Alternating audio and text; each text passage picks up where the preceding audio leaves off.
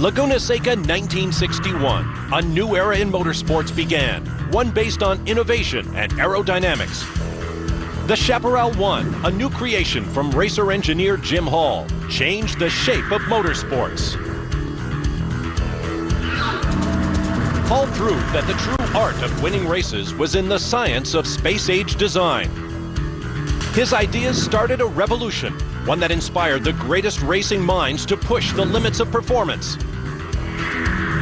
And today, Jim Hall is back at Laguna Seca to relive the glory days, along with co-drivers Phil Hill and Vic Elford, in a unique tribute to all of the great American specials you can only find here at the 32nd Annual Monterey Historic Automobile Races.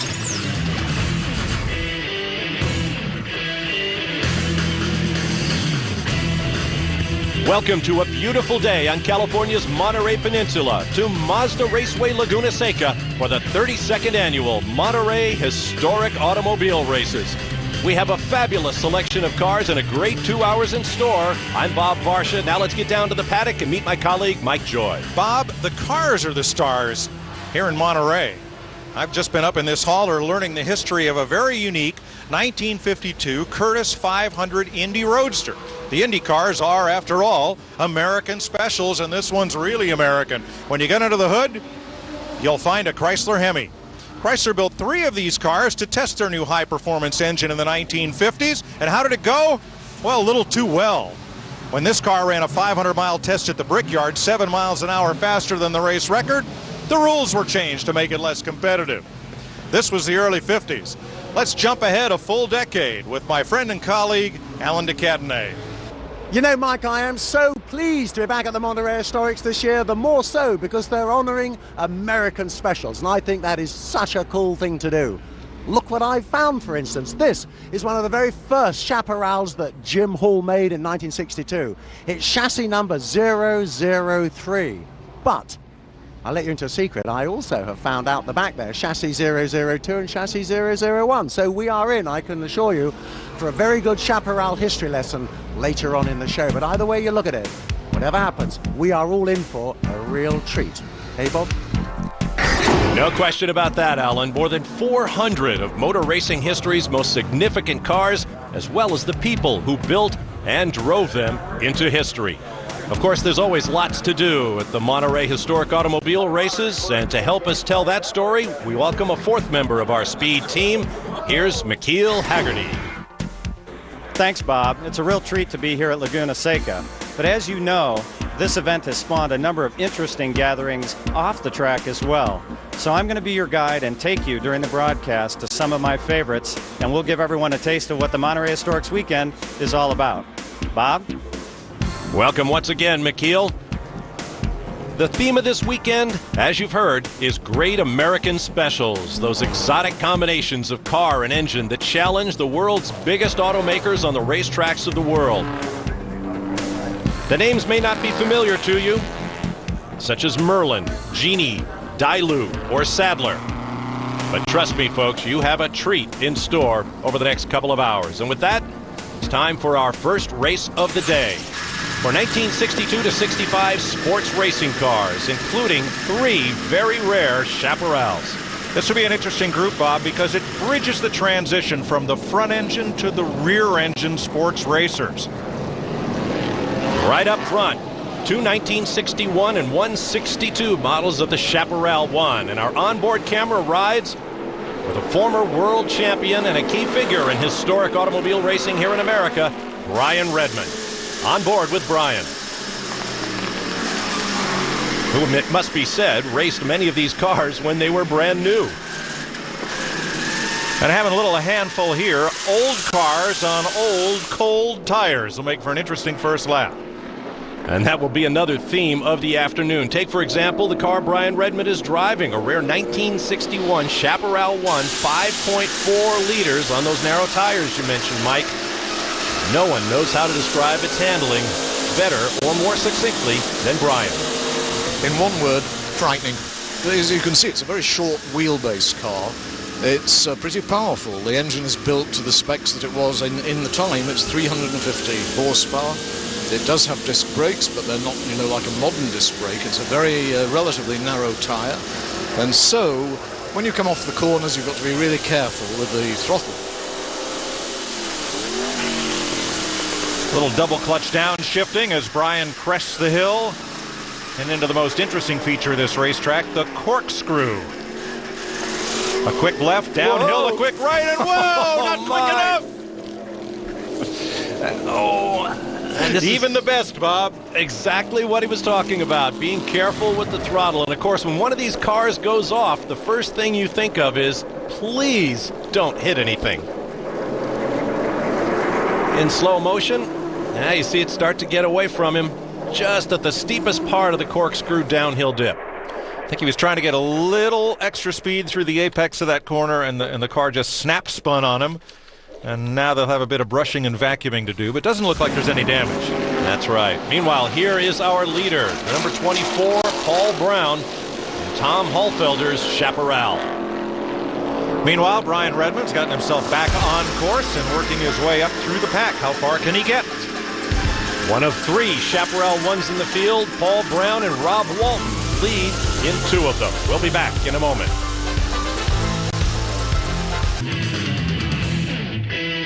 Coverage of the 32nd annual Rolex Monterey Historic Automobile Races is being presented by Haggerty, Specialty Auto Insurance, Finance, and Roadside Assistance. By McGuire's, quality that car-crazy people demand. And by Rolex, a crown for every achievement. Welcome back to Laguna Seca. You ride with Brian Redmond, who spun this Chaparral 1 on the very first lap of this race, and now he's working his way forward. That gearbox is starting to sound like ball bearings stuck in a blender, Bob. Hope Brian's able to nurse this car on. He's going to make a pass here on Star Cook in a Bob CSR3 and gets the door slammed in his face. But power. There's what a 327 cubic inch Chevrolet will do for you. Get you up the hill in a hurry. That Bobsy SR3 powered by a 3-liter engine. Meanwhile, up front, this is Paul Brown with another Chaparral 1. Unlike the Jim Hall team cars, which were all white, this car painted in the Meisterbrau brewery livery. And there's Rob Walton running second in an all-white Chaparral 1. Another beautiful example of the genius of Jim Hall and his Chaparral brand. Chaparral Chassis 003 is a car that Jim Hall built up for endurance racing. He took it to Sebring in 1962 and 63. It's a little heavier than the other cars, so it's lasts a little longer, but have a look under the bonnet, will you? Now, it's really interesting. That's a 339 cubic inch Chevy engine, 450 horsepower, but look what it's got. 6 Stromberg 97 carburetors, 8 cylinders, 6 carburetors. Tubular space frame, of course, Troutman and Barnes built. This whole car in excellent shape, no doubt about that. But why it's interesting is because Jim Hall also at this time is experimenting with different body panels, trying to get air management sorted out. Well, air management, of course, was a Chaparral thing to think about, wasn't it? Two unique aspects, Bob, to the Chaparral 1. First, they're the only front-engine Chaparral sports racers, and secondly, they're the only cars that ever left Jim Hall's hands. All the later cars, either Hall owns or they're in the museum in Midland, Texas, where you can visit them. 5 built in all. 1 was destroyed. 1 is in the United Kingdom, and all 3 remaining are here today. Brian Redmond's trying to work his way through the field, gets chopped there by Bill Janowski in a Genie Mark 10. This is for 15th place. And you can still see from the steering wheel movement, that car is getting away from him on exit. He's really got to be careful putting the power down. He's waved to the inside, makes another pass.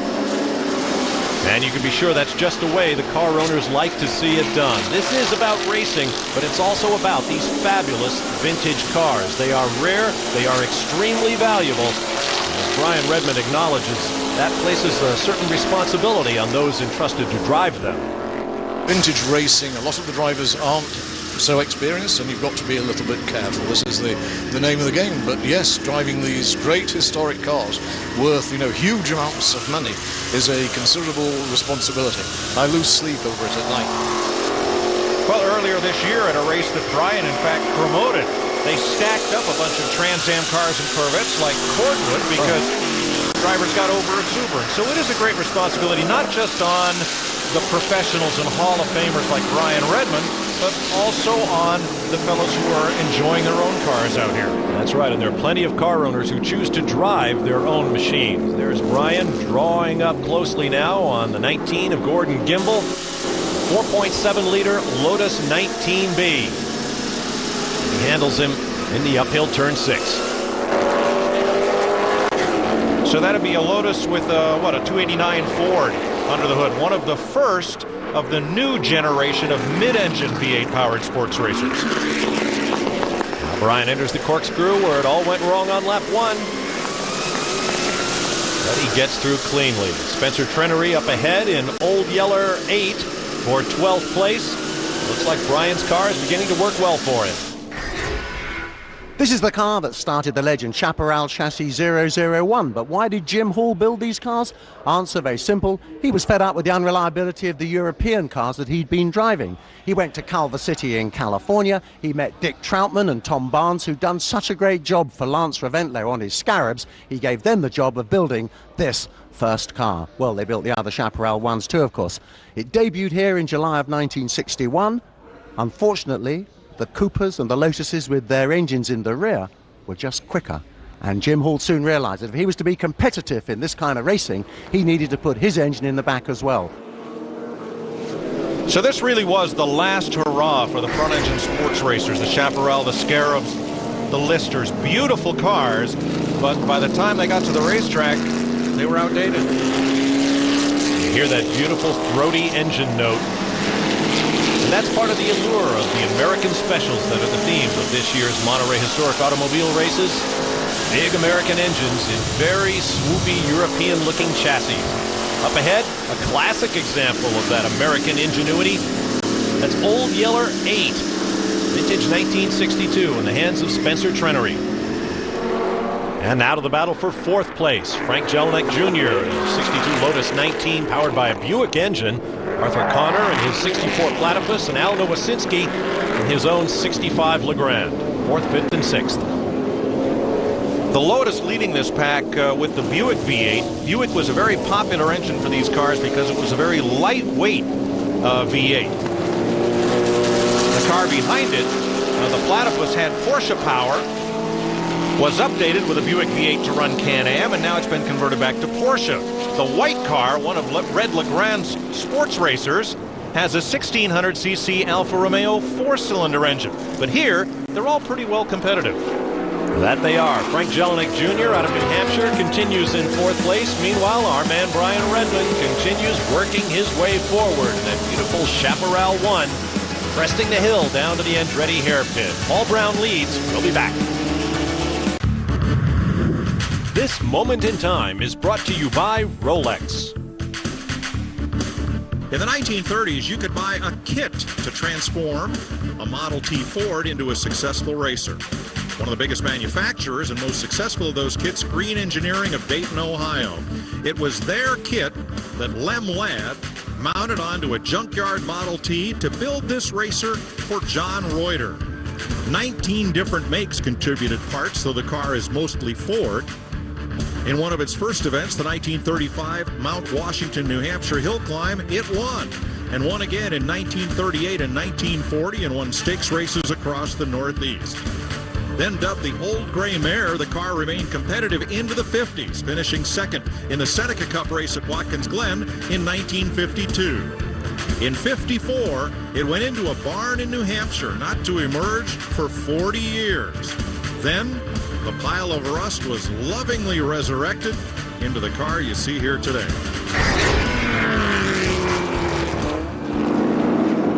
And if there's one thing better than seeing these fabulous cars in a static display, it's seeing them like this, being driven on a great racetrack. There's your race leader, Paul Brown. And catching up to the number 78, a Kellison Chevy in the hands of Jim Herlinger, who wisely points the race leader by. Now here is Fred Yakel in his 1964 6.2-liter Cheetah. And notice on the back of the car, a license plate.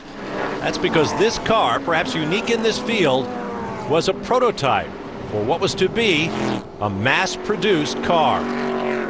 One that could be both raced and driven home afterward. Bill Thomas wanted to build a Cobra beater, so he had Don Edmonds design him a sprint car type chassis, clothed it in this voluptuous gull-winged fiberglass body, and the result was the Cheetah. Thomas's shop in Anaheim, California cranked out between 1 and 2 dozen of these cars in the early 60s. The most notable feature, the engine setback. Here's the center line of the front wheels. Here's the #1 spark plug about 18 inches behind. That left no room for a drive shaft, so the transmission's connected directly to the rear end. The aerodynamics are rudimentary and the handling is quite scary. Jerry Grant, among others who drove these cars, to some wins. A car with a power-to-weight ratio of just 3.5 to 1. Oh, man. And that would be a handful among difficult cars. It wasn't impossible to drive, but it certainly demanded all of your attention. Now we're back on board with Brian Redmond as he continues to work his way forward in that beautiful Chaparral. Up ahead, Dennis Singleton, his Elva Mark 7. Chaparral just races on by. I always take an Elva sports racing car seriously. This is a Mark 7, and just look at this beautiful car. It is fantastic in its black and gold livery. Have a look at the seat in the cockpit, will you? It's been specially contoured to hold the driver in, nice wide seat belts. This is a serious car. When I raced my Lotus 23B here at Laguna, it was the Elvas that gave us all the trouble. It doesn't have a twin-cam Ford in the back. It's got a BMW in there. It's got the Hewland 5-speed gearbox. It's a tubular space frame. The car weighs next to nothing. I think this one is going to be very quick indeed. Definitely one to watch. Chris Ashmore raced this car with some success in England and Europe in the 1960s. Big pack of traffic here, and here comes Redmond right up on it. There's Old Yeller 07, the Webster number 76, and here's Redmond to the inside, and that Chevy V8 Power shoots him up the hill. Ooh, not quite, but he will get him, I think, when he has a little room to move. Redmond climbs the hill toward the corkscrew. That's Dave Olson. The Lotus 23B up ahead. And then Brian can start working on the top 5, starting with Arthur Connor in a Platypus. Good look there. Down the hill, Olson having a look up in front of Redmond there. Way to the inside. I don't know about this line for Olson, and that green car's not going to give him much exit speed, and Redmond takes advantage and powers on by. And with that, he is on the verge of the top 5, led as before by Paul Brown and Rob Walton in their Chaparrals. We'll be right back to Monterey. Wednesday night at 8:30 on Speed, catch Pinks as 2 drivers put their rides and their pride on the line. No points, no money. They're racing for pink slips. Pinks, lose the race, lose your ride. Wednesday night at 8:30, exclusively on Speed. Back at the Monterey Historic Automobile Races, I'm Bob Varsha with Mike Joy and Alan DeCadenet. We're watching the class for 1961 through 65 sports racing cars, and there, the number 24 Chaparral 1 is our race leader, Paul Brown. It's the only Chaparral that's not white. Harry Hoyer and Augie Pabst bought this to form a 2-car team with their Scarab. I found a great car being checked out before racing. It's a 1962 Chaparral 1. Just have a look in there, will you? Troutman and Barnes built that tubular space frame. They put disc brakes on this baby to stop her. There's a 327 cubic inch Chevy engine there, Hillborn fuel injection when you take the tennis balls out. There's a T10 transmission in there, 4-speed, nothing particularly trick, but these cars handle really, really nicely. Jack Boxstrom, who owns Chassis 001, acquired this car pretty much in boxes and sold it to Tom Holfelder, who commissioned a frame-up restoration with a brand new body in 2001. So it's a virtually newly reconstructed 1961 sports racer. Every car at the Monterey Historic Automobile Races has a great story to tell. Checkered flag awaits for Paul Brown, who leads this one from flag to flag. And there in second is Rob Walton, also in a Chaparral 1. And here's the 3rd one in the field in the hands of Brian Redmond, going by Arthur Connor's Platypus at the top of the corkscrew.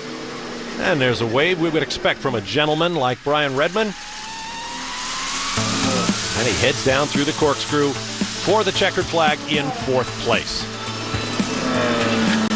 Good job by Brian after spinning off at the bottom of the corkscrew on the very first lap. Now, before the racing began this weekend, about 25 specially selected historic racing cars left Mazda Raceway Laguna Seca. They were escorted by the California Highway Patrol up and over the famous Laurelist Grade into the beautiful hills and valleys of the Monterey Peninsula. This caravan of racers is a yearly excursion known as the Historics to Quail Run. This Monterey Weekend Spotlight is presented by Haggerty.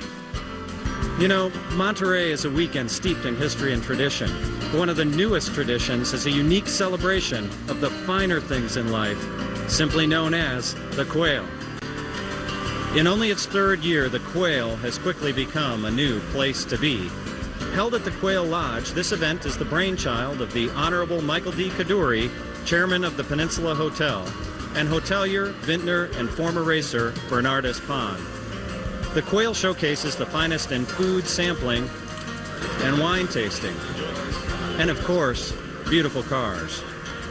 So to really experience the finer things in life, the quail is a new must-do in Monterey. Thanks, McKeel.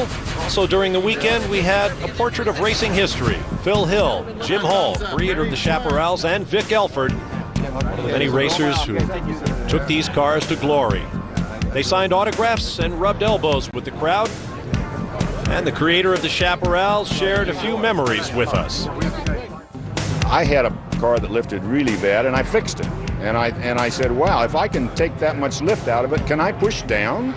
And that's what I did. And that's when the light bulb came on.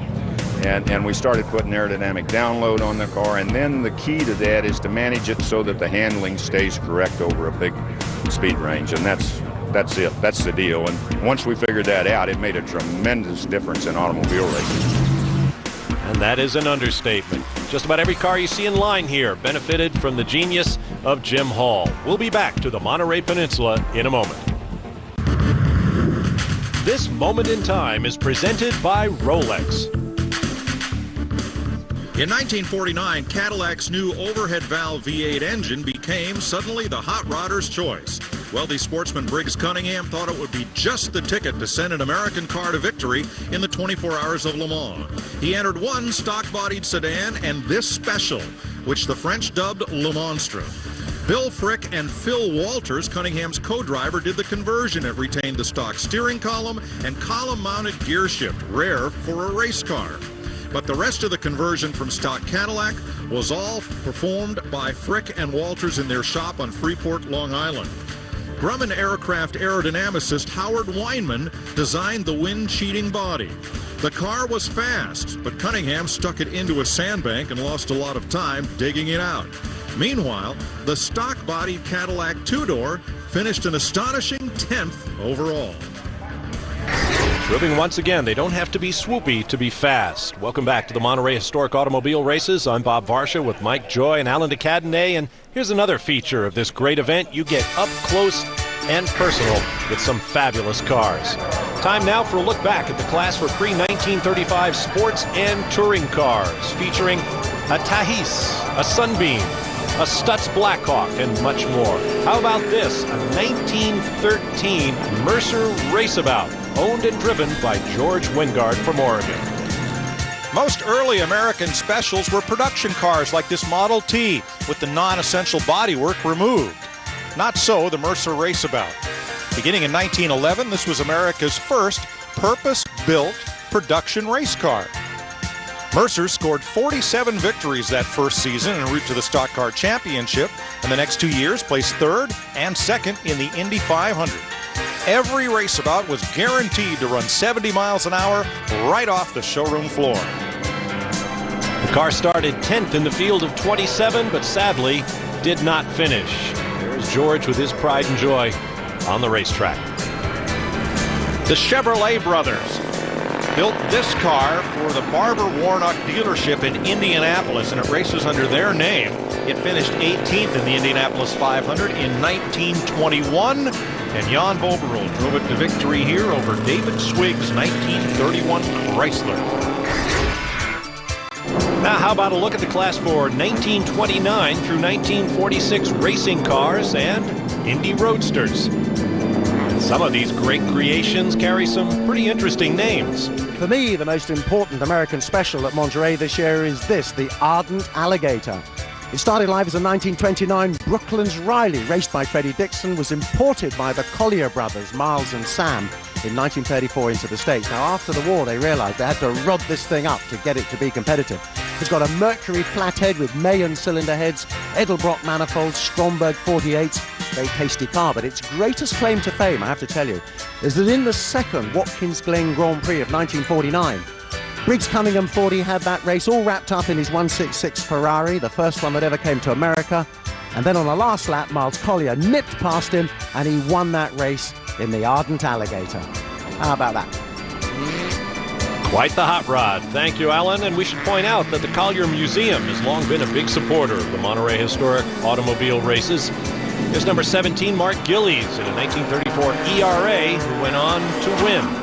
You have to list on the entry sheet if your car's ever had any modifications, and that winning car did receive a new independent front suspension in 1936. So it's been updated, Bob. Absolutely. Meanwhile, there's lots of cars to see scattered throughout the paddock area here at Mazda Raceway Laguna Seca, all waiting for their turn on the racetrack. It amazes me, Bob, year after year, how many of these really old cars are kept to such a fine state of tune that they can actually come out here and be raced. It's a labor of love.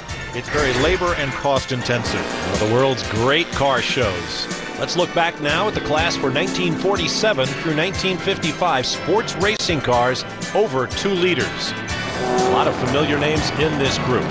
There is Chuck Day in a 1954 Troutman Barn Special. Once again, that's the theme of the weekend, one-offs. 81-year-old Chuck Day is going to drive this Troutman Barn Special built in the early 50s, and why not? He was the car's original race driver. Look at the economy of this hand-formed body shape. It's just barely wide and long enough to cover the wheels and tires. There's a Ford flathead V8, just as the car was originally equipped, aircraft gauges, and beautiful hand-crafted race car. It sits very tall off the ground on its big Halabrand IndyCar wheels, 16 inches in diameter, but boy, does it go. I drove this car originally in 1956 and 57, and then we all got together and built the Scarab cars, which dominated everything.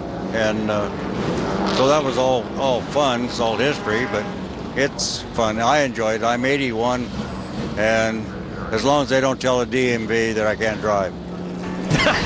He can drive, just like the engines he built in these cars. He's in a fine state of tune and giving this car a great ride. Well, that's a part of the show as well. We said it at the beginning. It's not just about the cars. It's about the great personalities who made them famous. Now here's the crux of it. Oh, that's Rob Walton going off and on in his Jaguar C-Type. Joe Colasacco gets the lead in the Alfa, locks up the brakes. Walton gets the lead back. How about that? You think these guys aren't trying hard?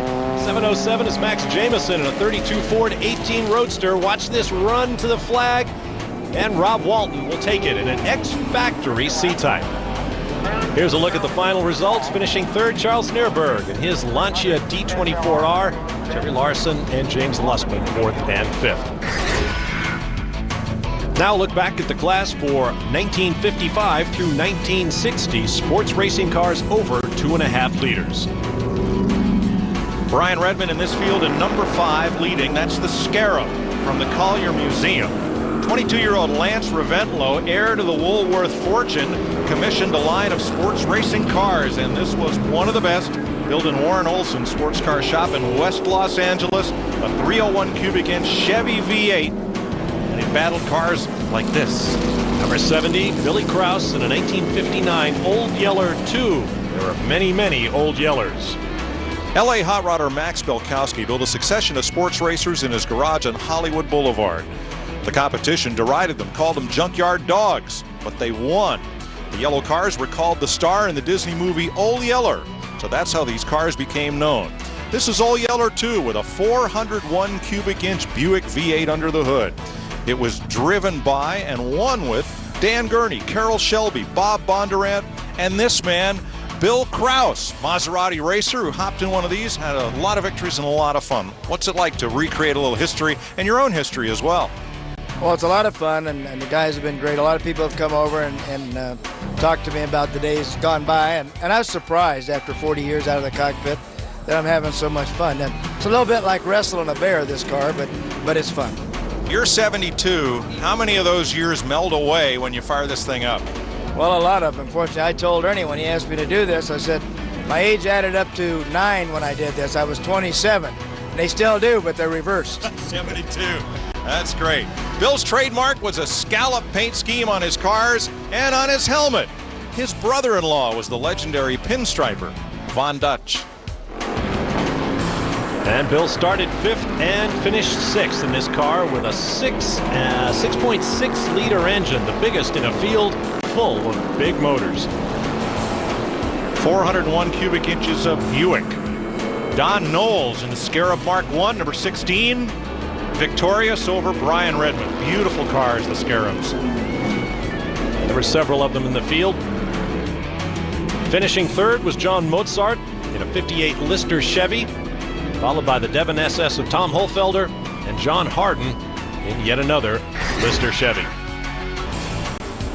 We're going to take another break, but when we return, you can tell by the lineup, the big booming cars of the Can-Am coming up at the Monterey Historic Automobile Races.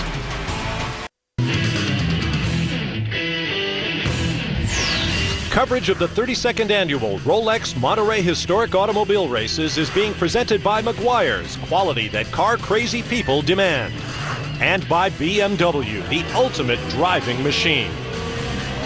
Welcome back, Bob Varsha with Mike Joy, Alan DeCadenet, and McKeel Haggerty. As you can see, there is plenty to do, both at the side of the racetrack and in the vendor area here at Mazda Raceway Laguna Seca. Now, you could lighten your wallet quite a bit down there with those paintings and model cars, or get an autograph from legendary racers John Fitch or Derek Bell. Great time. Look back now at the class for 1956 to 62 production sports cars. Those made for the street, but brought to the racetrack. This group very popular with the fans because these are cars that they could all relate to. And there is Bobby Rahal, the 3-time Champ Car titleist and Indy 500 winner, winning the class in a 1961 Ferrari 250 GT. Noel Park finished 2nd in a Corvette, followed by Paul Reinhardt and Ron Cressy. Tom Trebue finished 5th in a Porsche Abarth Carrera. How about the class for 62 to 66 production sports cars, featuring Cobras, Ferrari 250 GTOs, Austin Healey's, Jaguars, and much more. Lawrence Bowman in one of the Cobra FIA World Championship contending cars to the checkered flag ahead of Don Lee's Snake, Terry Gow's Corvette, Fred Galloway in a Cobra, Bruce Levin in a Corvette. Cobra Corvette, that's the way it was in sports car racing in the 60s and is today. Good to see Bruce Levin back, former owner in the glory days of the IMSA GTP cars. Now we're ready for the Can-Ams. Just listen to the sound of these engines. Let's go right down to Mike Joy. There weren't many sponsors on these cars. They were mostly tire, parts, and oil companies. Cox was a maker of model airplane engines that ventured into slot car racing. For the exclusive right to reproduce the Chaparrals in 1/24th scale, they became the car's commercial sponsor. And whoever thought slot cars would turn into anything. On board with Robert Ryan from California in a 1968 McLaren M6B, starting 18th. Classic orange 6.1 liter beauty. Now to Alan DeCadenet. This very futuristic looking machine is one of Jim Hall's Chaparral that literally created a sensation when it first saw the light of day. I think it was John Surtees who actually drove it at Brands Hatch. The reason why it caused a sensation is because of what you can see at the back of this car. Rumor has it that a kid had suggested to Jim Hall, why can't you suck the air out the back of the car? Well, that's precisely what he did. Just take a look at those two huge old fans there. they create a vacuum in the back of this car that sucks it into the ground. Well, that used to pull up all the tarmac because racetracks weren't that solid in those days. Eventually, of course, they had to ban the car. And have a look at those skirts around the side of the car. Now, those skirts stay just above the track. It cleans out all the air, really giving this car some downforce. Jim Hall was definitely a pioneer of air management. In every way. Of course, that car, part of the inspiration for Gordon Murray's ground-sucking Brabham in Formula One. Time now for the big boomers of the Can-Am, from 5.7 to 8.3 liters.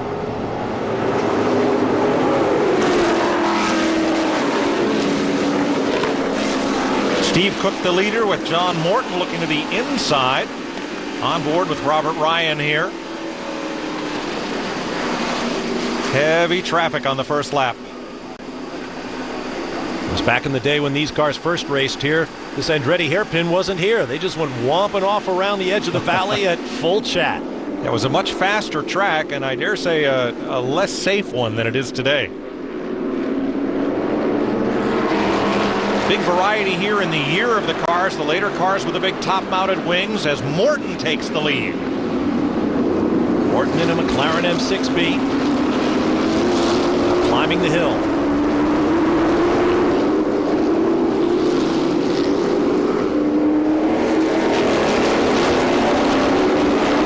Those big engines just feel like they're going to rotate the earth under your feet.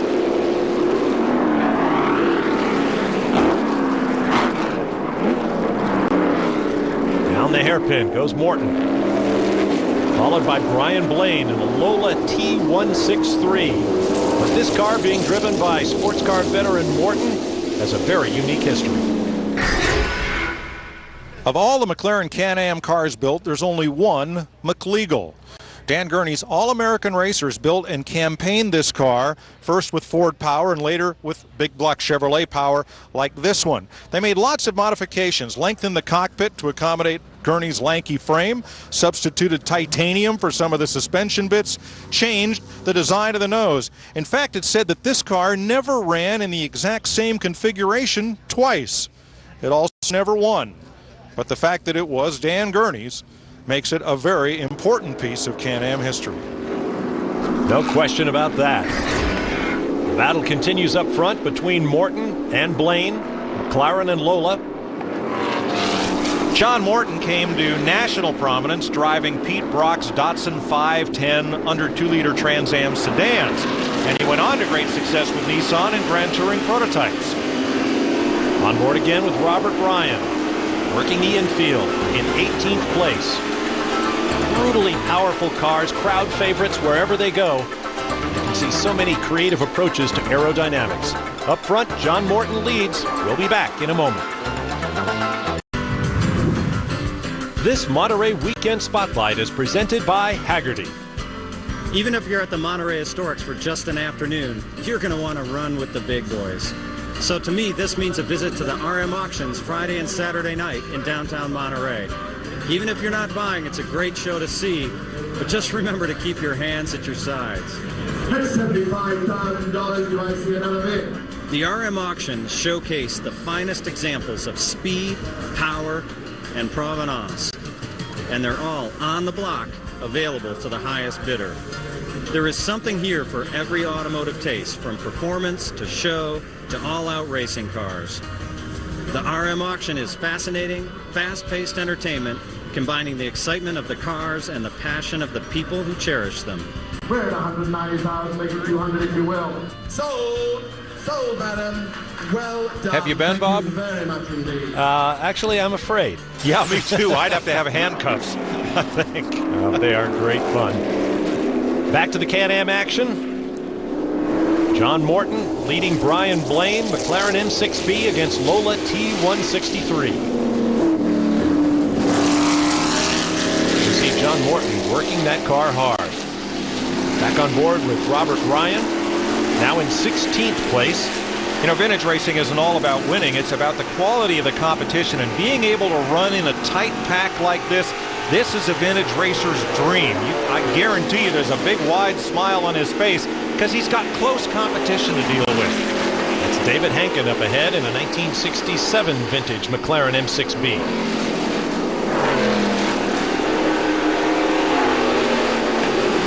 Good launch off the corner because Hankin did not get a good run, not good mid-corner speed, so he makes the pass. You can just see that car jump when he puts his foot down. This is a lovely 1968 McLaren M6B Can-Am car. Now, you probably remember that the late Bruce McLaren and the late great Denny Hulme raced these cars all over North America and Canada and eclipsed the Can-Am series. It's got an aluminum monocoque there, built like an aircraft, a 400 cubic inch small block Chevy giving about 600 horsepower, a Hewland LG 600 gearbox in the back, 5 speeds on slick tires, independent suspension, disc brakes. A lovely, lovely car. These have become very popular in Europe, classic Can-Am cars, and indeed in the States. What I particularly like about this one, though, just have a look at that signature on the door, will you? That is Denny Hulme's signature, which he put on there, well, before he died. Only Alan de Cadenet would look at a monster like that and call it lovely. Bruce McLaren would have been 68 years old this year as we go back on board with Robert Ryan. He has another battle on his hands now. He's chasing Terry Miller in a 64 Webster and Joe DiLoretto in a 1968 McLaren M6B. I like Ryan's style because he's quick getting into the corner. A lot of the drivers he's been racing against tiptoe into the corner, jump on the throttle, and they're fast out, which means you have to give them a little space going in and run your line and hit your marks to beat them down the next straightaway. As you can see, there are McLaren M6Bs and different McLaren M6Bs back on board with Ryan as he attacks DiLoretto in that beautiful blue one. What is the Shelby Racing Company doing on a Can-Am McLaren, you may be asking? Well, I'll tell you, in 1968, the Ford Motor Company decided to go Can-Am racing. Who better to turn to than Shelby? So he went to Trojan in London and purchased 2 of these McLaren M6Bs. He'd done so well with his Cobras, Daytona Coupes and GT40s, he was the natural choice. Ford's very specially produced about 6 or 7 of these lovely all-aluminum 427 cubic inch engines for him. That's 650 horsepower. Just look at those velocity stacks sticking up there, will you? The driver was Pete Revson. Well, he had a pretty good season, but he did win the last race of the season, which was the Fuji 200 in Japan, in this car. Peter Revson had a lot of success in Can-Am, Trans Am, Indy cars, Formula One. Because he was a wealthy young man, heir to the Revson Cosmetics fortune, people kind of looked down their nose at him at first, but as you say, Mike, very successful. I understand there may be a movie on the life of Peter Revson coming up. Robert Ryan battling with Joe DiLoretto. Meanwhile, up front, John Morton having it all his way in a very different-looking McLaren M6B with that big wing up the back. Yeah, the McLeagle, the Dan Gurney Eagle, and Gurney fans, that number 48, you know, that's trouble. Oh, Morton's pulling off, and the curse of the McLeagle hits again. Exactly. Remember I said this car never won a race? Well, today won't be the day either. The car is owned by Richard Lint, who I'm sure knows all about the history of this car in terms of its luck. Well, tough break for John Morton. 1962 Daytona, Dan Gurney stopped his Lotus that far from the finish line in the Daytona Continental, pushed it across for the win. Well, history won't repeat today. New leader, Steve Cook, in a 5.7-liter powered McLaren M6B. Kind of a puny engine by the standards of this class. But he is now the race leader, on board with Robert Ryan, still chasing Joe DiLoretto. We'll be back. This moment in time is presented by Rolex. Roger Ward twice won the Indianapolis 500, his second victory coming in 1962 in this leader card roadster designed and built by A.J. Watson. Typical of its day, but now heralded as a beautiful classic design, there were a few concessions to driver comfort, like cockpit padding, a pocket for personal effects, and, oh, that houndstooth upholstery. But everything else was built for speed and to last 500 miles. The large fuel tank necessitated the long tail, but the symmetry and the grace of this design stand as a classic. Ward won at Indy, Trenton, and Milwaukee in '62 en route to the USAC National Championship. Classic A.J. Watson. Welcome back. That's Steve Cook leading the Can-Am class here at the 32nd Monterey Historic Automobile Races. I'm Bob Varsha with Mike Joy, Alan DeCadenet, and McKeel Haggerty. Two manufacturers dominated the Can-Am in this period, McLaren and Eric Broadley's Lola Works, like that red T163, car number 10.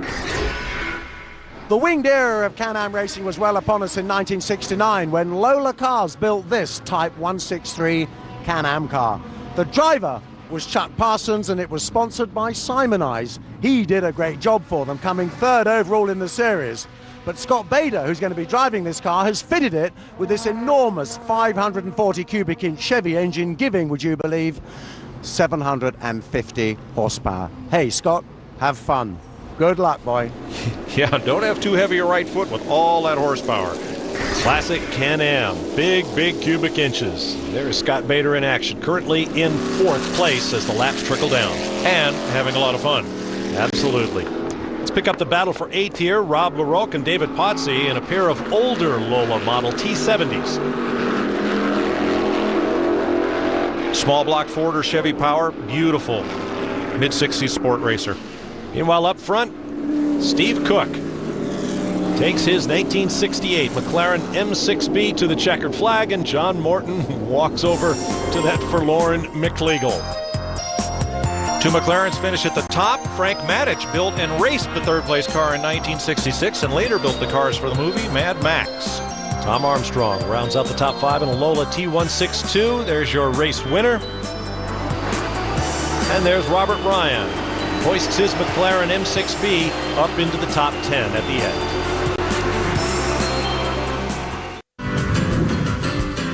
This Monterey Weekend Spotlight is presented by Haggerty. Here at Monterey, there are a number of opportunities for automotive enthusiasts to join in on the activities. If you get to town early enough, first stop is the driving spectacular called the Tour d'Elegance. Thursday morning, the Concours d'Elegance cars kick off the weekend festivities with a driving tour through Monterey and Carmel. Rarely do you get a chance to see this many perfectly maintained classics at one time, and it's even more fun watching them rolling through the neighborhoods of one of America's most picturesque locales. For a closer look, just follow the procession down Ocean to Devendorf Park for a leisurely afternoon surrounded by the world's most beautiful examples of automotive excellence. Thanks, McKeel. A little slice of automotive heaven. Monday through Thursday night at 7 on Speed, catch an all-new NASCAR Nation with Leanne Tweeden. Go off-track, in-depth, and into the lives of NASCAR superstars. NASCAR Nation, life beyond the fast lane. Monday through Thursday at 7, exclusively on Speed. Back at Laguna Seca, time for a look back now at the class for 1947 through 1955 sports racing and production cars with less than 2 liters of displacement. And we saw a very interesting finish. Watch the silver Porsche 550 Spider, Bill Perrone, gets to the finish line first, but Dennis Aker in that red 54 Pete Lovely Pooper actually was first to the timing lights under the flag stand.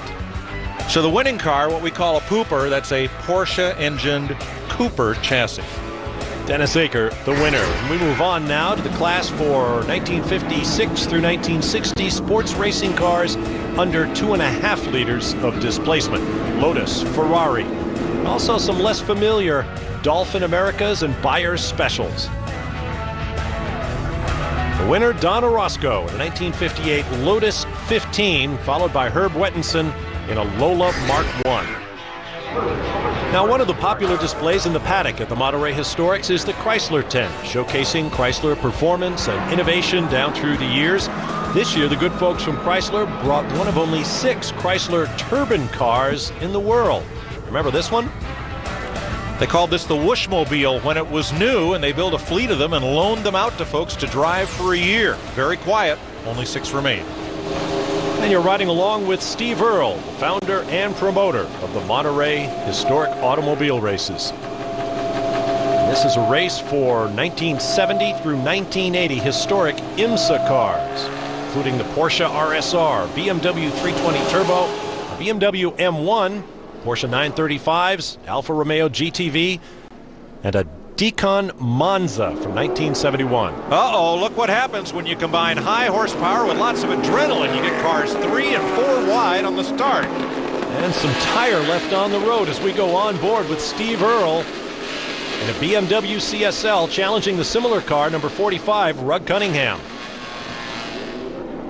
The Chevy gets out of the hairpin first, the big torque of that former Chris Cord Monza, and then the BMW M1 in second.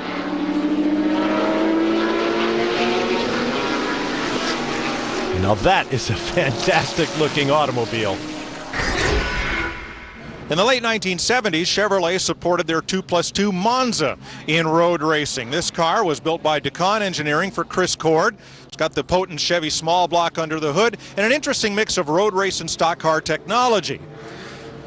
The front subframe, very small diameter tubing, coilover shocks, very much road race style. A lot of neat detail touches on this car. The door handles, for example, come from a Ferrari Dino. In the rear, stock car technology, the proven Ford 9-inch rear end, and again, a lot of small diameter tubing. These cars were fast, they were competitive, but just didn't fare well in the overall results of the day. Back when the fender flares just got wider and wider. That's Ken Epsman's car. He has several here this year, including some classic Trans Am vehicles. Here he goes down into turn one. Whoa, being chased down by that BMW M1. That's Christian Traber. Traber had the door open. He had plenty of room, but didn't know if Epsman would slam the door on him. He didn't, and that has brought the two Porsches into the lead battle. Great fight up front. Back on board with Steve Earle, currently 17th in his BMW CSL. A look at the leaderboard. Christian Traber over Ken Epsman and the Porsche 935s. We'll be back with more from Laguna Seca. Tuesday night on Speed, watch Texas Hardtails and take a peek into the life and twisted times of renowned bike builder Rick Fairless and his custom bike shop. Texas Hardtails, mostly true, totally unreal. Tuesday at 8:30 p.m. Eastern, only on Speed. Here's a look at the leaderboard in the class for historic IMSA GT cars here at the 32nd annual Rolex Monterey Historic Automobile Races. Bob Barsham, Mike Joy, Alan DeCadenet, and McKeel Haggerty with you. There's Christian Traber in that beautiful BMW M1 leading the way. This car was raced by Jim Busby, Manfred Winkelhock, and David Hobbs at Watkins Glen. Dennis Aussie drove it, and Chuck Kendall back in the day. In the late 1970s, BMW were really keen to produce a supercar.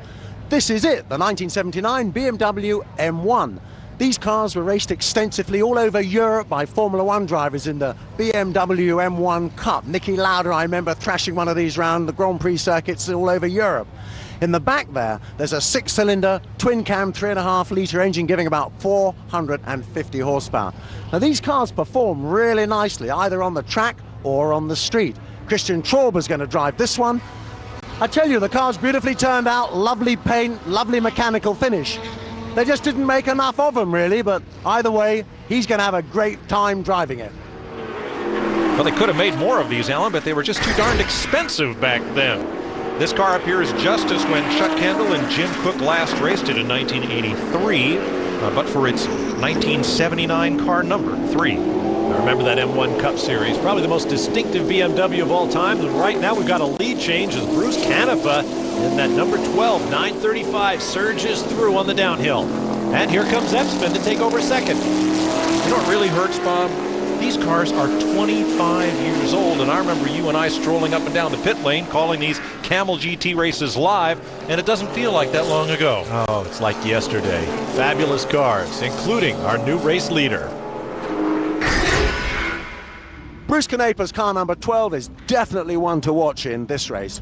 You know, Bruce transformed himself from a sprint car driver in 1979 to an endurance driver so successfully that the Porsche factory were determined he should race one of their cars. So they built the very last Porsche 935 for him to race in IMSA in 1979 and 1980. And this is that actual car which Bruce has still got today, still preparing, still driving, and definitely, I would say, going to be giving us all a driving lesson. Now, most of these cars, at some point in their life, were modified beyond all reason, but this chassis, number 0029, just as it appeared when it last raced back in 1980. And Bruce Canepa has the wherewithal to make these cars just as they used to be as Epsman surges through into the lead, but I have a feeling we are not done with these two yet. Ken Epsman is just here to have fun. I was drooling over his Trans Am cars in the paddock, and he says, "Did you bring your suit? Do you want to drive one?" I was like, yes. It has to be twice. Maybe next year. His mom and dad showed up on Sunday to come see him race. They're big Speed Channel fans, by the way, and he is a fellow who is here to have a great time driving his cars, sharing them, and just sharing the enthusiasm of this kind of weekend with everybody. Boy, just look at how heavily modified these cars are. Basically a Chevy Monza, basically a Porsche 911. But, oh, boy, that's only where they begin. Well, let's see. The Chevy Monza was about, what, $12,000, $15,000 car? Nah. What's left? The script that says Monza on the back? The tail lights maybe are stock? Canepa taking a look down the inside, and he moves through into the lead. Canepa has shops in Santa Cruz, California. Great customizer, car restorer, builds fabulous trailers for racing organizations. And this is the epitome of great racing battles like BMW Porsche, Chevy Porsche, front engine versus rear engine, German engineering against American ingenuity, horsepower versus handling, you name it. The polar opposites of GT racing are right here. You love one of these cars, you hate the other. It's just got to work that way. Carried the World Sports Car Championship, IMSA in its glory years before the GTPs took over. So many great memories, including so many authored right here at Laguna Seca. Now, I can't tell if they are going at it hammer and tong or putting on the show. Whatever it is, you can tell they're having fun at it. Absolutely. I Canepa had an idea about going down the inside there, thought better of it. Well, a lot of steering input in there. Another one of those yin and yangs is the Porsche has, it's got what, 8 turbochargers? Okay, 2. But it's got all kinds of spool-up turbo horsepower. The Chevy has all that low-end torque. So the Chevy should rocket out of the corners. The Porsche should catch and pass it at the end of the straightaway. That's if we were writing the script. Meanwhile, back on board with event founder Steve Earle, running 16th in his beautiful BMW 3.5 CSL. There's your leaderboard. William Cotter runs 3rd, Christian Traber 4th in the M1. This moment in time is presented by Rolex. Aston Martin, one of England's small boutique car manufacturers, tried for half a decade to win an international competition. Often successful at the Nürburgring, Le Mans eluded them until 1959, when 3 of these DBR1s were entered. Sterling Moss's car had a special high-compression engine. Moss set a blistering pace and wore out the factory Ferraris. Carroll Shelby and Roy Salvadori drove an Aston to victory in the 24 hours, followed by Maurice Trintignant and racer journalist Paul Frere. This particular shade of British racing green is unique to Aston Martin and is featured on the company's production cars to this day. DBR, David Brown Racing. The cars are probably best known to the man in the street as one of James Bond's great rides.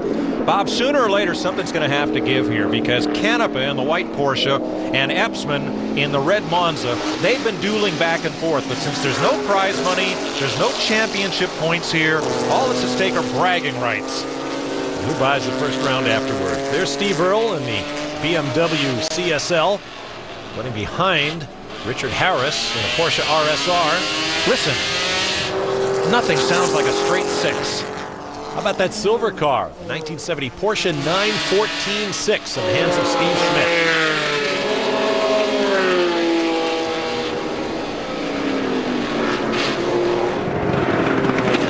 One of the John Paul Racing Moby Dick 935s taken to extreme with this design, and it's a lot of flame from the back. A little too much for just turbocharger blow-off.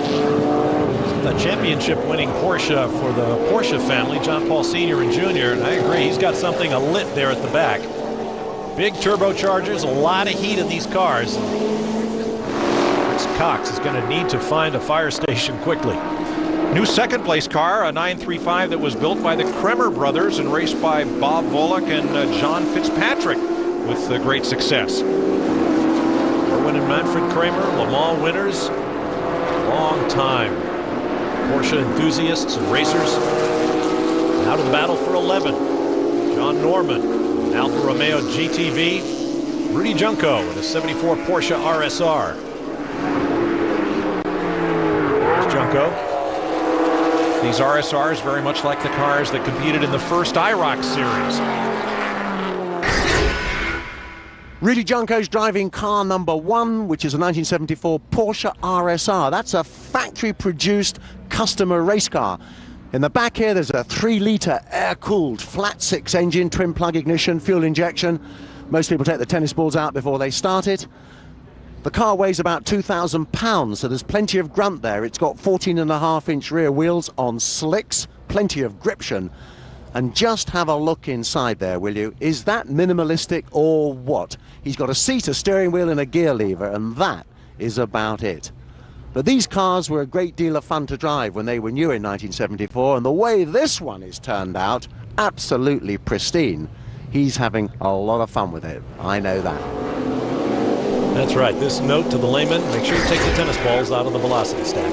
Well, the great thing about going racing with Porsche back then was they were the one manufacturer that built a big, large run of production-based race cars for customers.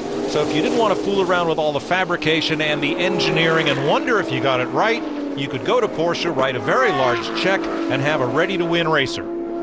Ken Epsman moves to the front in his Chevy Monza, which also goes a long way towards explaining why the IMSA fields of the day had so many Porsche examples in them. And why endurance races to this day are dominated, at least in numbers, if not at the checkered flag, by Porsche. They really put a lot into their customer racing program. So Epsman is back in front, and just when I thought it looked like he was going to draw away, there's Canepa closing up once again on the race leader. Up the hill they head toward turn 6. Back on board with Steve Earle, still in 16th place in this factory-produced BMW CSL, straight from the factory museum. There's your running order. William Cotter runs third, followed by the M1 of Christian Traber and Woody Perkins in a Porsche. Coverage of the 32nd annual Rolex Monterey Historic Automobile Races is being presented by Haggerty, Specialty Auto Insurance, Finance, and Roadside Assistance. And by Rolex, a crown for every achievement. Welcome back on board with Steve Earle in his 16th place BMW Factory CSL. Ken Epsman is on the lead in his Monza, followed by Bruce Canepa and William Cotter in a pair of Porsche 935s. There's Canepa. And this looks like the big move. Climbing the hill toward the corkscrew, that's where all that turbo Porsche power shows its advantage. And he moves back over on line to enter the corkscrew, clearly taking the lead over from Epsman. See, the big difference between these cars, Porsche would sell you a car ready to race, as I said. Chevy would sell you a pile of parts and a book on how to build a race car. Big difference. Headed towards turn 11. Slowest turn on the course. Now this is where the Monza should be able to jump off the quarter before that Porsche's turbo spools up. But Canepa keeps the red Chevy behind.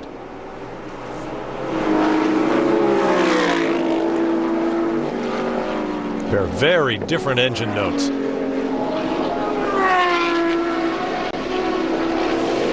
Now, we used to go to the 24 Hours at Daytona and during the night stand in the infield back to the fence in the horseshoe and see how many cars you could identify by their different sounds. And they were very different one to another. Very different. Back on board with Steve Earle now.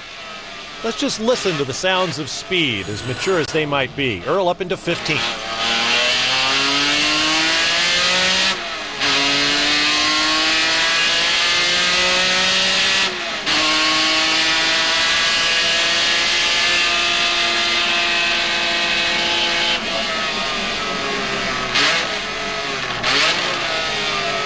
Where's my helmet? God, that sounds great.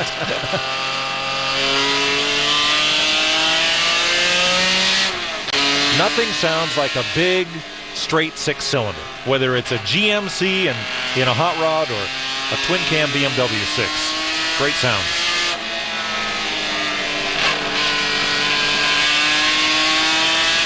You can tell he's being careful on the throttle, too. As we go back to the leaders, there's Canepa and Ken Epsman, who have basically gapped the field. These guys are in a race of their own right now.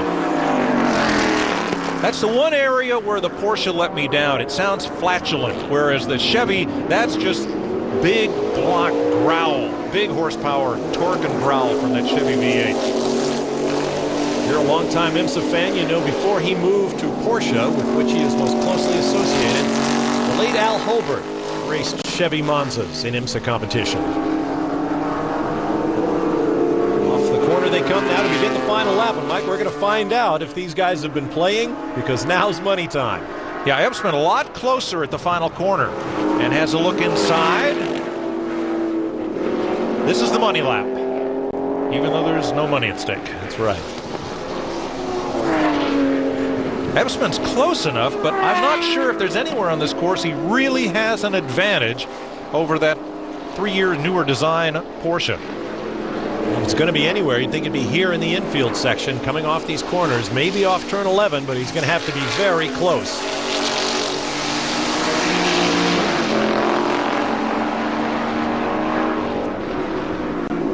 Well, clearly, Bob, it's the closest race of the day so far for the win. Epsman's there.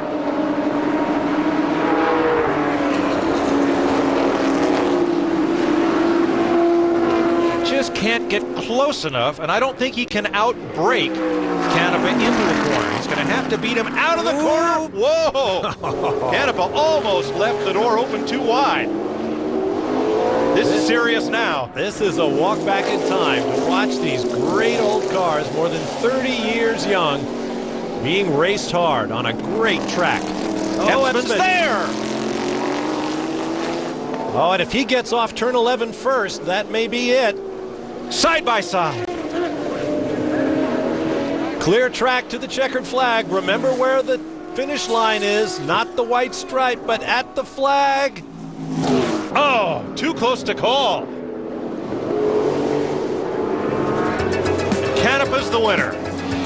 Epsman second. William Cotter brings his Porsche home third, followed by the M1 of Christian Traber and Woody Perkins in the 935 K3. Great race, great finish. And there's Steve Earle bringing that BMW 3.5 CSL home 15th. This Monterey Weekend Spotlight is presented by Haggerty. Of course, the jewel of the weekend in Monterey is the Rolex Monterey Historic Races here at Laguna Seca. But the other signature world-class event is the Concours d'Elegance at Pebble Beach. But for the real aficionados like me, the real excitement begins before the judging does. The early birds who wake up before the fog is lifted from the coast get to experience these spectacular Concours cars as they roll off their trailers and are prepped for the day's judging. Before the crowds, before the scrutiny, before the competition, it's a unique opportunity to see these marvels of automotive design and engineering in one of the most marvelous scenic settings on the planet, the breathtaking 18th fairway at Pebble Beach. All right, thanks, McKeel. Now another look at that great finish in the class for historic IMSA GT cars from the perspective of Ken Epsman on the left, racing Bruce Canepa. He got around me, and we were going back and forth in good, clean racing, and he got me at the finish. And the cars are fabulous, and great weekend here in Monterey, and couldn't ask for more. Here's another look at the final results. Porsche Power pushing Bruce Canepa to the flag. Yeah, but it was oh so close. Even the Chevy fans had something to cheer about. Now let's have a look back at the class for historic Trans Am machinery. Always a crowd favorite, and next year, the stars of the show here at the Monterey Historic Automobile Races as Trans Am celebrates 40 years of great racing. The great cars here included Sunoco Camaros, Penske Camaros like Mark Donohue drove, the factory Dodge Challenger, the lime green car that Sam Posey raced, Bud Moore and Carroll Shelby Mustangs like Parnelli Jones and George Fulmer and Peter Drake wheeled, the Roy Woods Javelins, Jerry Titus's Firebird. They're all here in what was really the glory days of American road racing, the Trans Am Series right around 1970. Sweet Savage and Dan Gurney Cudas. Just a tremendous field of American pony cars. They'll all be part of the special 50th anniversary of Laguna Seca edition of the Monterey Historic Automobile Races. The honored mark will be Cooper But we'll see this kind of racing from classic American iron. You think these cars aren't being driven hard? Yikes. Jim Haig getting the ends to swap in that beautiful Penske Camaro. Ken Epsman moving by in the Challenger. But this car, the winner, is a link to our American Specials theme because it's a Chaparral Camaro as raced by Jim Hall in the 1970 Trans Am Series.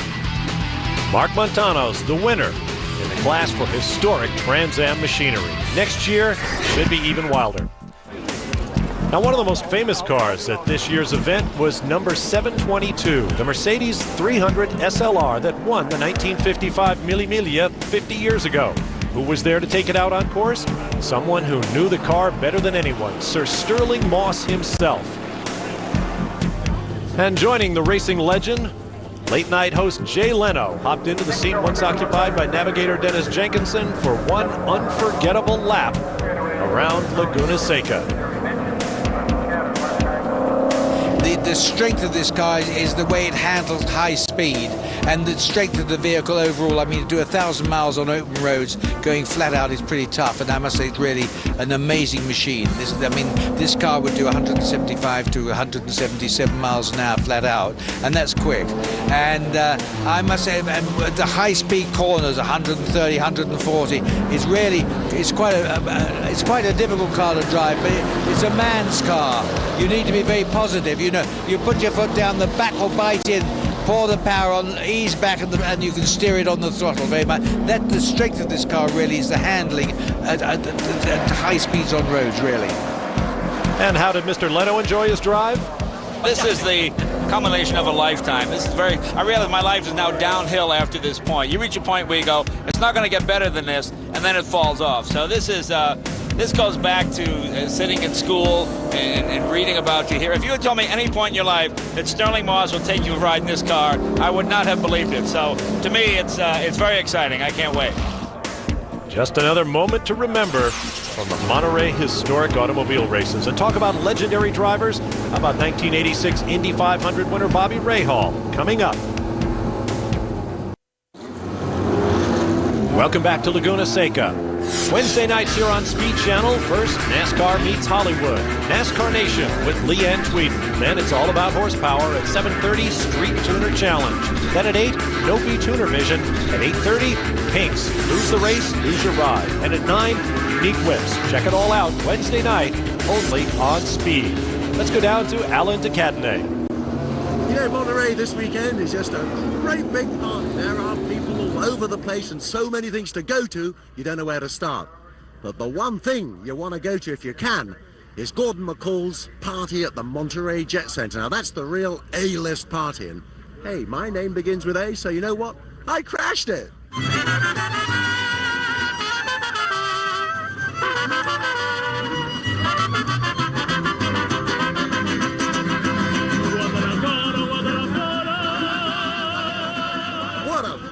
That was. There were fabulous toys there.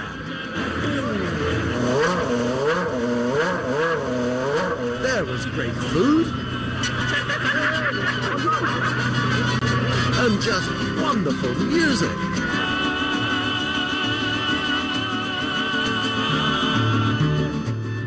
Gorgeous airplanes.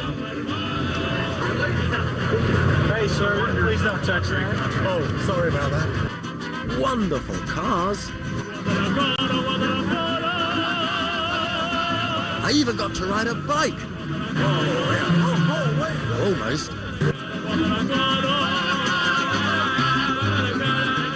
What a great party.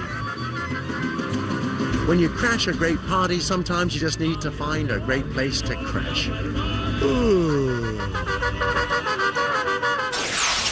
I think Alan has finally found his true calling. I don't know how we got him back to the track today. I am never going to listen to him tell me how tired he is again. Time for the class for 1968 through 77 FIA sports racing cars under 2 liter. The featured mark here will be Chevron. Car number 2 is a 1972 Chevron B23. It's the ex-South African Championship winning car that was run in period by Team Gunston. But today it's driven by a driver whom I have the greatest respect for, Duncan Dayton. When he gets into one of these cars, he does not hang about. It's got the same 4-cylinder BDG engine as the other cars, 5-speed gearbox. And I have to tell you, if the truth be known, these are really very thinly disguised European Formula 2 cars with 2-seater bodies. One other thing I can assure you of is that when you get a bunch of Chevron drivers all out there together in similar cars on a racetrack, not only do they have a great time driving them, but we get to see some serious motor racing. No question about that. Thank you, Alan. Of course, Chevron's the product of Englishman Derek Bennett. On board now with the man Alan was just talking about, Duncan Dayton, in his 2-liter Chevron B23. Green flag coming up. And we're underway.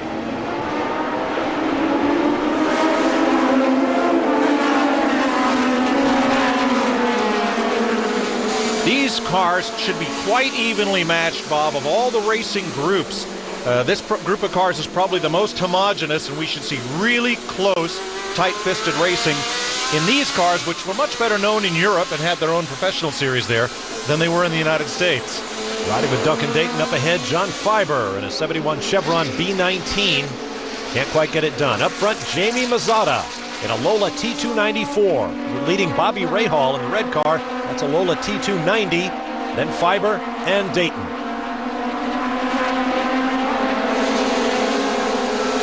I was reading the story of Derek Bennett. Fascinating how this man came to design some of the most famous race cars of all time.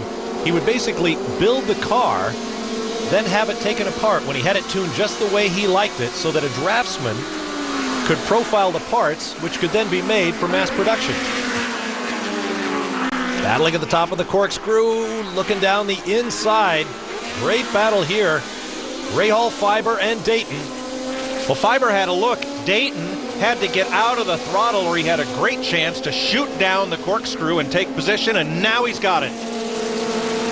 He follows through behind Rahal. Down into 11 they go, everybody hard on the brakes. And look at how tight this pack is, Bob. These cars are very closely matched. Dayton, Rahal, Randall Smith in a Chevron B16, Hamish Somerville in a Chevron B23. Dayton for second place inside of Rahal. That'll be the preferred line entering the corner.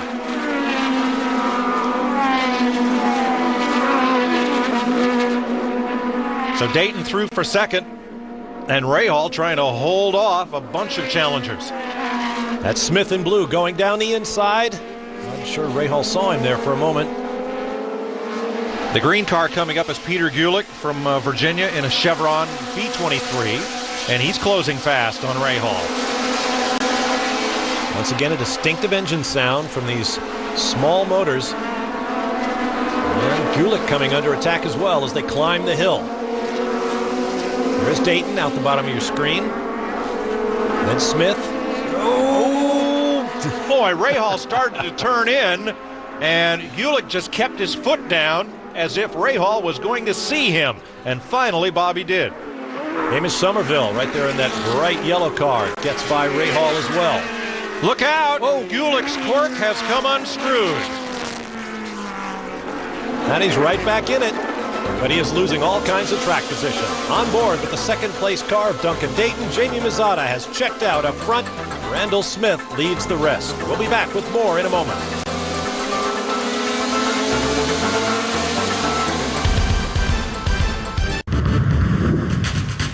This moment in time is presented by Rolex. Here sit two of America's most significant front-engine sports racing cars, both built by Troutman & Barnes in their Culver City, California shop. The Scarab in 1958 from a Chuck Pelly design that favored the Ferrari sports racers of the day, handcrafted by Emil Deep. This is the most beautiful sports racing car ever built in America. 3 years later, Troutman & Barnes had plans for a new lightweight sports racer, and a Texan engineer, Jim Hall, came on board to the project, and thus was born the Chaparral 1. The body somewhat resembles the Birdcage Maserati, a lightweight racer of the day, but everything on this car is built for function, with little concern for a stylized form, and thus marked a big shift in the approach to sports racing in America. And what helped make that shift possible was all of the engineering talent and new materials available to the automotive industry in the days after World War II. Paul Flowers in his Chevron B31 now joins the battle for fourth with Hamish Somerville and Bobby Rahal. Of all the races Bobby's won and championships he's earned, I had to ask him, what makes this one car so special to him? I drove this car in 1973 and 74. I won the SCCA Central Division National Championship in this car. I went to the runoffs and finished third in 74. And I just, for me, this car was so much a part of my career early on. And we sold it to a fellow in Canada in the fall of 74. And I bought it back from the same guy about 5 years ago. So this is the car. And so for me, I love driving these 2-liter cars, and this one especially since, it gave me so much success a long time ago. Can't you just see the decades peel back when one of these fellows, even a young retired racer like Bobby Rahal, gets a chance to drive a significant car from his history? And a second-generation racer is Bobby Rahal. His father, Mike, also enjoys the hobby. Duncan Dayton and Randall Smith battling over second place. And Smith able to haul himself up, get the line off the corner. Now it's a drag race to start-finish. Yeah, at first I thought Smith was just a little too close to Dayton entering the corner, but he had to be to get that kind of launch to be able to clear Dayton before the kink here. Battle of the Chevrons, won by Randall Smith. Nice double apex there, and he's off the corner. Now here's a look at Brian Groza in a very interesting car. A Sauber C4 from 1975, one of the earliest creations of current Formula One team owner Peter Sauber, who won world championships with his own sports cars in the 80s and 90s. This is really a piece. You can't have a race for 2-liter sports cars with only Lolas and Chevrons in it. Car 81 is a Sauber C4. C, by the way, for Catherine, who is Peter Sauber, the designer's wife. He built this car in 1975. It's the only one of these that he built. At the time, he campaigned it very successfully.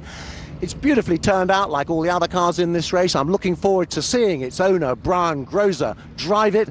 I'd expect him to be at the sharp end as well, because for 1975, the design is probably as advanced as any of these 2-liter cars. Remember, of course, they're all really thinly disguised Formula 2 cars. So I'm expecting great things from this bright green machine. All right, Alan, your car currently in 9th place at the hands of Brian Groza. Finally, Mike, a development comes along that makes me realize I'm not that old. I've always known Peter Sauber to be an owner, not an engineer. Now for 6th place, 23 of Fiber.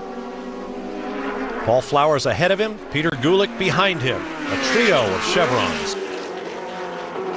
This really looks like a fun class to run in, because since they all run pretty much the same engine combination and very similar chassis, the cars are very competitive one to the other. And again, that's what you're looking for in vintage racing. You want to race in a class where there's competition, where you're not just out there running parade laps or time trial laps around a track because everyone else is scattered all over the place. That's surely not the case here.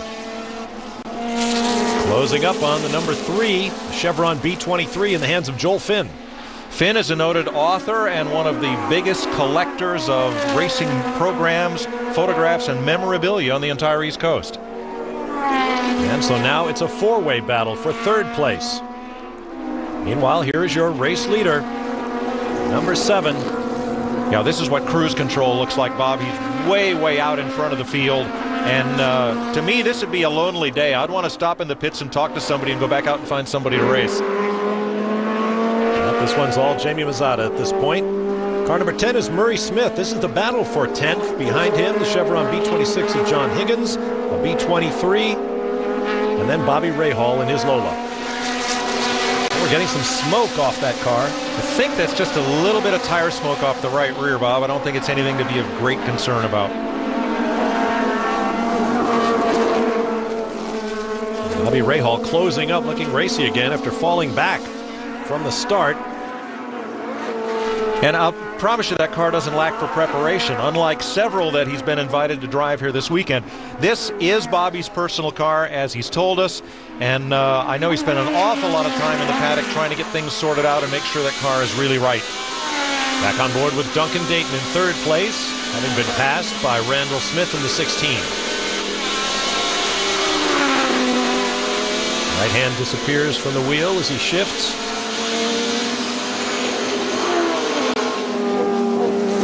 Meanwhile, Jamie Mazzata just continues on his merry way. In fact, lapping now. Now that's Tony Podell driving a Chevron B16, a closed-in car, an endurance racer, but yet another Chevron.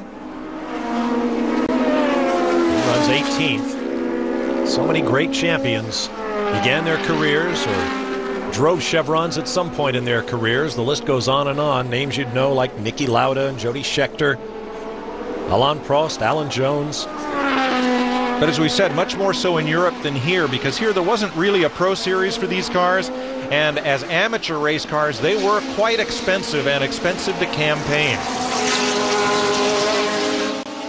Coming up next is Robert Gregory, car number 18, another Chevron B16, running 17th, now a lap down.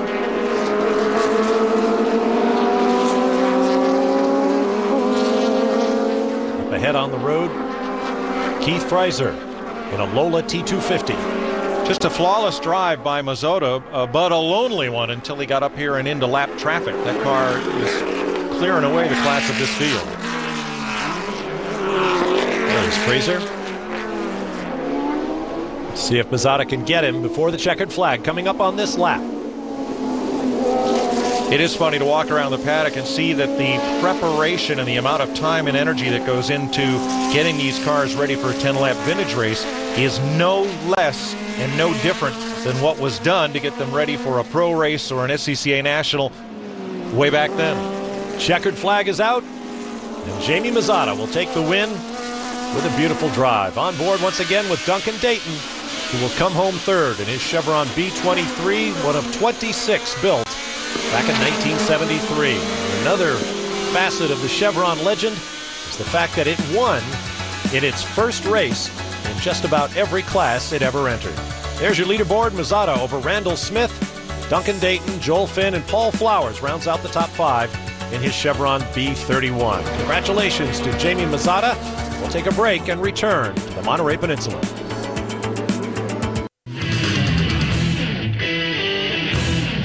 Coverage of the 32nd annual Rolex Monterey Historic Automobile Races is being presented by Hagerty, specialty auto insurance, finance, and roadside assistance, and by Rolex, a crown for every achievement. Back at Mazda Raceway Laguna Seca, Jamie Mazzata has produced a dominating performance to win the class for FIA sports racing cars under 2 liters. Oh, the car worked magnificently. I think the biggest thing was in the anticipation and the anxiety because of all the really good East Coast drivers and Chevrons and all coming out here to win the 40th anniversary of Chevron. And then, of course, the all-time great Bobby Rahal sitting right next to me made me think a lot. But I thought a lot about the race prior to, and I just wanted to as soon as that green flag dropped, put my head down and drive. Just a smooth, consistent race. And fortunately, the car ran great, as Belloci Motors West always makes it run great. And I was fortunate. It was a wonderful race. That it was. Jamie Mazzata obviously took this race as professionally as you can. And that brings the action to a conclusion here at the Monterey Historics. The crowd had a great time. Let's get final thoughts now from our man down in the paddock area, Alan DeCadney. You know, guys, I have had such a great time this weekend at Monterey. I cannot tell you. Great cars, great people, fantastic action. But you know what? I got to get out of here. I got an early flight to catch at the airport. Cabby! Where to, Mac? I want to get to the airport. $5 if you get me there pronto. Let's go. Okay. I've got 10 if you get him there in time to miss his airplane. Is that car fast enough to get him there in time? Leave it to DeCadney to find a stylish way to make his final exit. The great thing about vintage racing is look at the fellow with the camera. That could be you. You can get that close to the action, whether it's here at Laguna Seca or at one of the many vintage events that are held all across the country all year long. And to see the Chaparrals, you'd have to go to the museum in Midland, Texas, unless you came here on this weekend. I can't wait till next year. You go to that museum, you won't hear them run, but you will hear that at the Monterey Historics. Think about coming next year when the honored mark will be Cooper. The event takes place August 18th through the 20th of 2006, and I know you're going to be here for that one, Mike. The featured series is the Trans Am, celebrating 40 years of that great history, and I can't wait till those ground pounders hit the track. These cars right here will be here next year. For Mike Joy, Alan DeCadenet, and McKeel Haggerty, I'm Bob Varsha. So long, everyone. See you next year at Monterey.